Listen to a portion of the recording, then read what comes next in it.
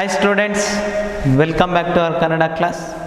ಮಕ್ಕಳೇ, ಈ ದಿನ ತರಗತಿಯಲ್ಲಿ ನಾವು ಗದ್ಯ 9 ಏಕಲವ್ಯ ನಾಟಕವನ್ನು ನೋಡೋಣ.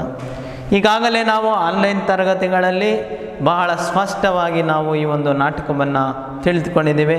ಮತ್ತೊಮ್ಮೆ ಮೈಂಡ್ ಮ್ಯಾಪ್ ಆಧರಿಸಿ ಈ ನಾಟಕದ ಸಾರಾಂಶವನ್ನು ತಿಳಿದುಕೊಳ್ಳೋಣ. ಏಕಲವ್ಯ ನಾಟಕ. ಈ ನಾಟಕದಲ್ಲಿ ಕ್ಯಾರೆಕ್ಟರ್ಸನ್ನು ನೋಡೋಣ. ಏಕಲವ್ಯ ಇವನು ಕಾಡಿನ ಬೇಡನಾಗಿರ್ತಾನೆ. ಕಾಡಿನ ಬಾಲಕ, ಬೇಡದ ಕುಲದವನು.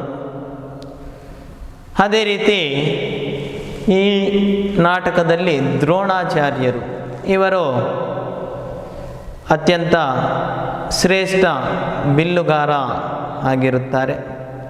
ಅದೇ ರೀತಿ ಅರ್ಜುನ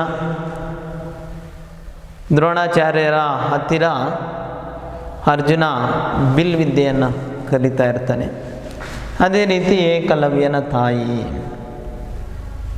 ಮೊದಲಿಗೆ ಈ ನಾಟಕ ಕಾಡಿನ ಬಾಲಕ ಏಕಲವ್ಯ ಬಿಲ್ ವಿದ್ಯೆಯನ್ನು ಕಲಿಯಲು ತುಂಬ ಆಸಕ್ತನಾಗಿರುತ್ತಾನೆ. ತಾಯಿ ಏಕಲವ್ಯನನ್ನು ದ್ರೋಣಾಚಾರ್ಯರ ಬಳಿ ಕರೆದುಕೊಂಡು ಹೋಗ್ತಾಳೆ. ಸ್ವಾಮಿ, ನನ್ನ ಮಗನಿಗೆ ಬಿಲ್ ವಿದ್ಯೆಯನ್ನು ಕಲಿಸಿಕೊಡಿ ಅಂತ ಹೇಳಿದಾಗ ದ್ರೋಣಾಚಾರ್ಯರು ಅಂದಿನ ಜಾತಿ ಅವ್ಯವಸ್ಥೆಗೆ ಒಳಗಾಗಿರ್ತಾರೆ. ಹಾಗಾಗಿ ಬೇಡದ ಕುಲದವನಿಗೆ ಬಿಲ್ ವಿದ್ಯೆಯನ್ನು ಕಲಿಸಲು ನಿರಾಕರಿಸ್ತಾರೆ. ತದನಂತರ ಏಕಲವ್ಯ ತನ್ನ ಛಲ ಬಿಡದೆ ದ್ರೋಣಾಚಾರ್ಯರ ಮಣ್ಣಿನ ಮೂರ್ತಿಯನ್ನು ಮಾಡಿ ಆ ಮೂರ್ತಿಯ ಮುಂದೆ ಪ್ರತಿನಿತ್ಯ ಅಭ್ಯಾಸವನ್ನು ಮಾಡ್ತಾನೆ. ಶ್ರೇಷ್ಠ ಬಿಲ್ಲುಗಾರನಾಗ್ತಾನೆ. ಒಂದು ದಿನ ಅರ್ಜುನ, ದ್ರೋಣಾಚಾರ್ಯರು ಮತ್ತು ಅರ್ಜುನನ ಬೇಟೆ ನಾಯಿ ಕಾಡಿನಲ್ಲಿ ಬರ್ತಾ ಇರ್ತಾರೆ.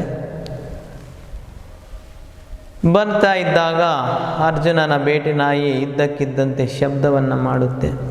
ಅದೇ ಕಾಡಿನಲ್ಲಿ ವೀರಬಾಲಕ ಏಕಲವ್ಯ ಬಿಲ್ ವಿದ್ಯೆಯನ್ನು ಅಭ್ಯಾಸ ಮಾಡ್ತಾ ಇರ್ತಾನೆ.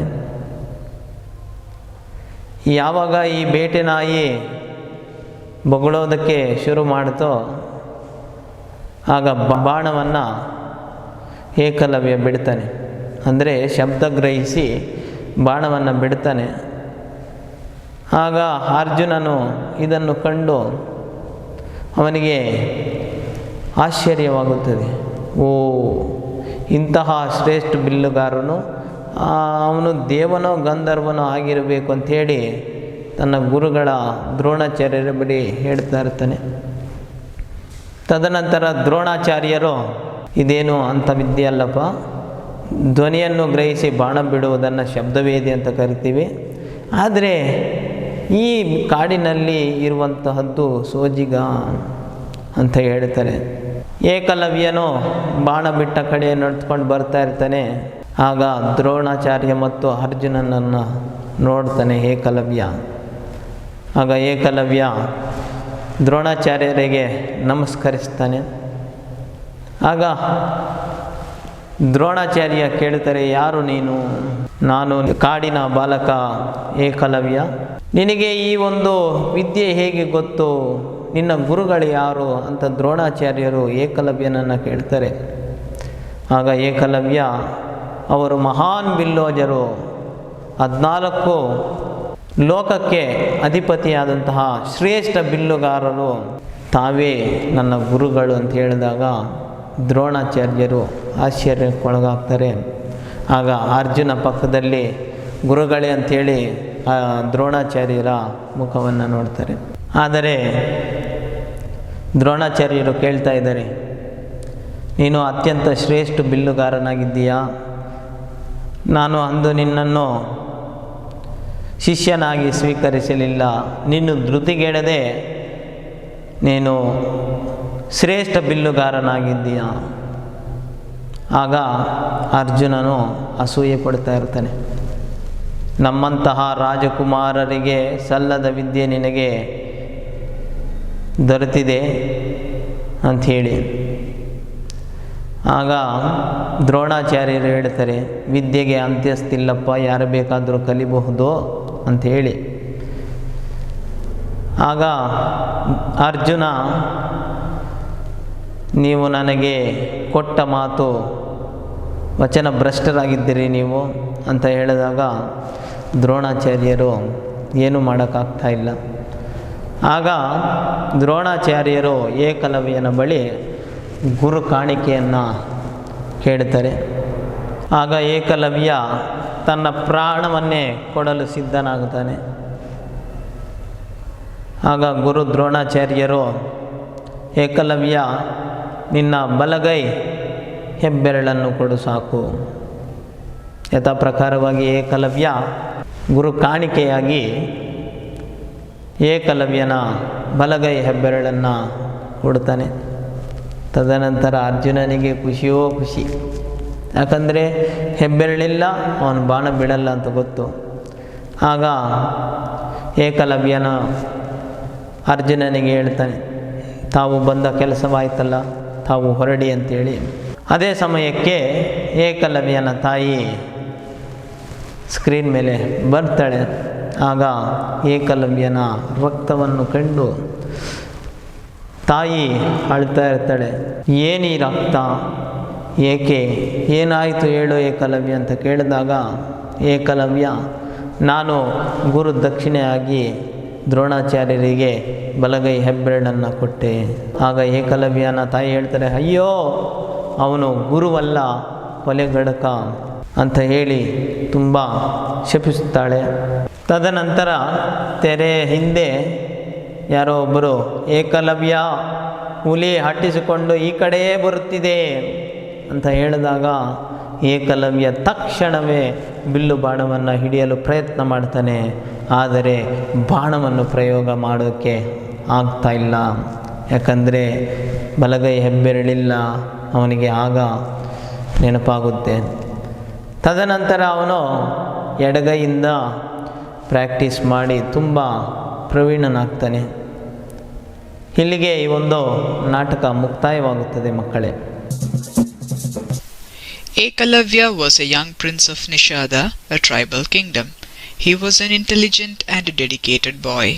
Right from a very young age, he showed interest in archery, the skill of using bows and arrows. He had heard about the great master and teacher of archery, Dronacharya, and wished to be trained under him. When Ekalavya approached Dronacharya, the great guru bluntly refused to accept the boy as his student because he was from an Adivasi or tribal background. He would accept only a Kshatriya prince as his disciple. Ekalavya was disappointed and hurt, but his dedication did not dry up. In respect of this great master, he built an idol of Dronacharya made of mud and started practicing his skill, that he was naturally blessed in abundance.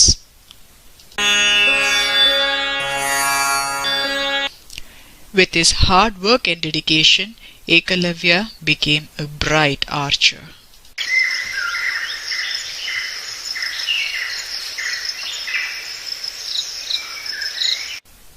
After a few days, the Pandava princes along with their teacher Dronacharya were walking through a forest.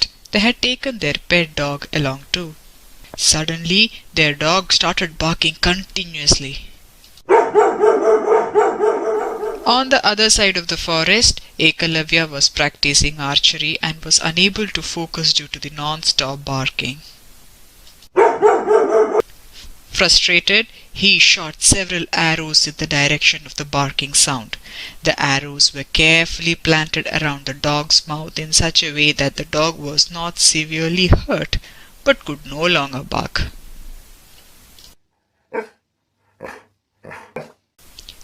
When the princes saw the dog, they were stunned. Arjuna, among the 5 princes, became very curious about this archer. Immediately, they went in search of him with Dronacharya.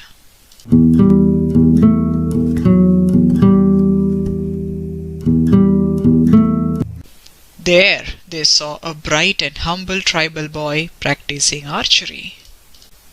As soon as he saw them arriving, he came running and paid his respect.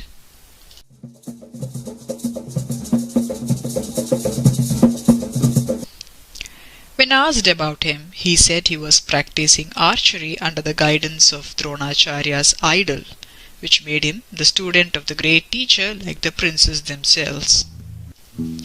Arjuna became jealous of Ekalavya.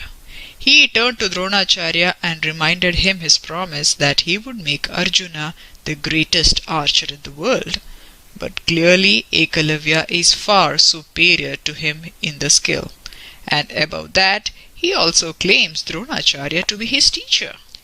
Dronacharya did not think twice. For a moment, he threw his values of justice and fairness and asked Ekalavya for Guru Dakshina, that is, a fee for training him. Ekalavya fell at his most respected teacher's feet and insisted that he asked for anything. Right thumb, came the response from the Rajaguru. But even more shocking was the response from Ekalavya, "Right away, Guruji," and promptly cut off his thumb and offered to Dronacharya. What good is an archer without his right thumb?